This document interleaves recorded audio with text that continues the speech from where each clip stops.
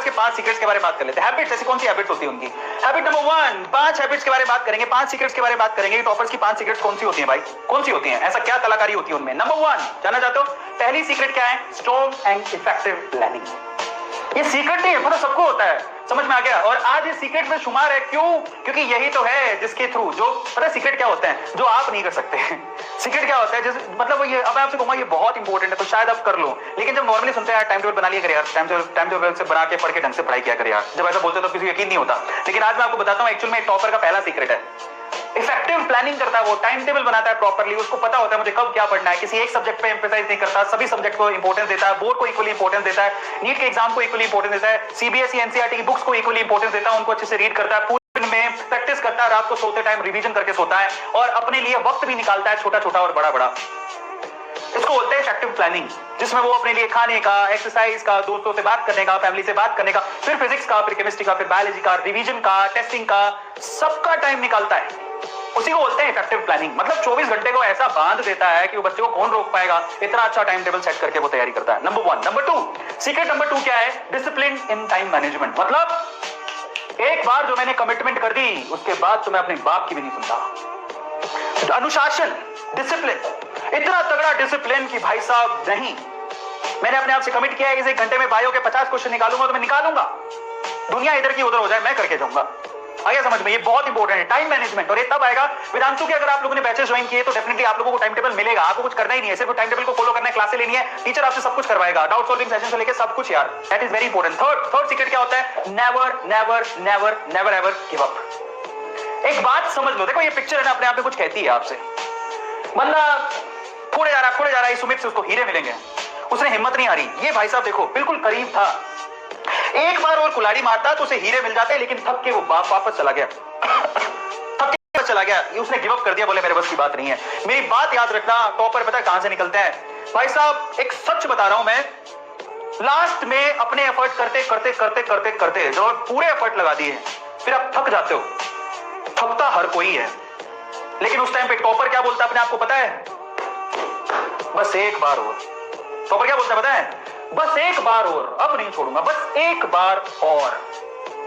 बस वो जो है ना स्टेटमेंट हिम्मत दिलाता है, कुछ करूंगा, सारा कुछ छोड़ूंगा नहीं मैं, वो हिम्मत, वो जज्बा चाहिए अंदर। जब हार जाओ ना अंदर से लगे यार पता क्या होता है, कभी ऐसे सवाल होते हैं, सोल ही नहीं हो रहा, सोल नहीं हो रहा, सोल नहीं हो रहा, सोल नहीं हो रहा, सोल नहीं हो रहा। हार जाओ लेकिन हिम्मत नहीं हारना कभी, समझ में आ गया?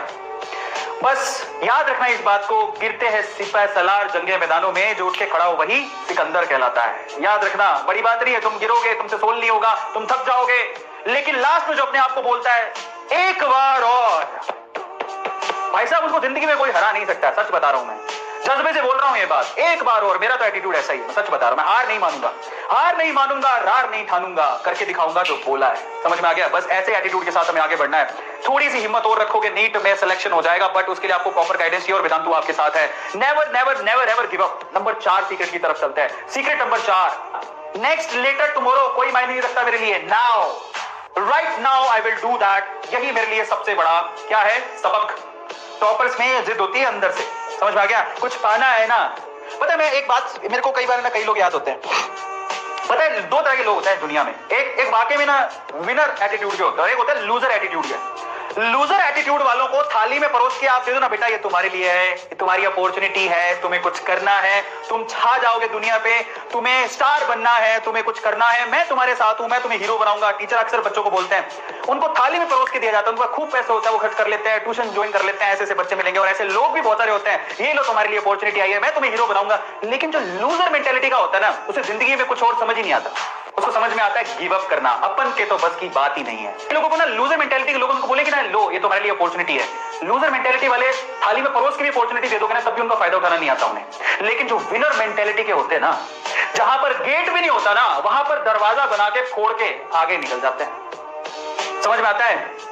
समझ में आया नहीं आया? जो विनर मेंटेलिटी के होते हैं ना, वो रस्तों पर चलते नहीं है, रस्ते बनाते हैं। समझ में आ गया? वही होते हैं विनर मेंटेलिटी वाले।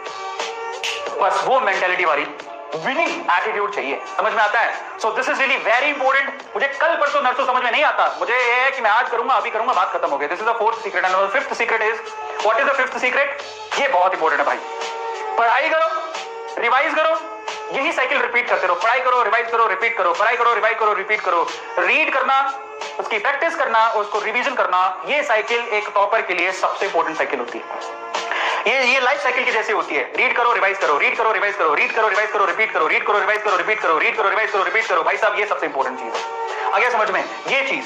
और रिवीजन इज द की भाई साहब, revision is the key, revision is the key. और मैं आपको फिर से बोल रहा हूं, एक बात याद रखना, मेंटेलिटी बदलने की सबसे पहली जरूरत है, एटीट्यूड बदलने का सबसे पहली जरूरत है।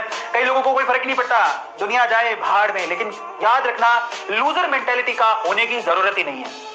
ऐसा कोई आ रहा है थाली परोस के अपॉर्चुनिटी दे रहा है, फिर भी आप लोग नहीं दे रहे हो, तो आप लूजर मेंटेलिटी के हो। आप लोग याद रखना, हमें बनना है विनर मेंटेलिटी का। हमें सोचनी है दूर की, हमें सोचनी है कि भैया जिंदगी एक ही मिली है और मुझे कामयाब होना है, सक्सेसफुल होना है, मुझे आगे बढ़ना है any how. In that case जो अपॉर्चुनिटी रास्ते में आएगी मैं उसे गेन करूंगा, उसे सीखूंगा और उसके मुकाबले काम करके आगे बढ़ने का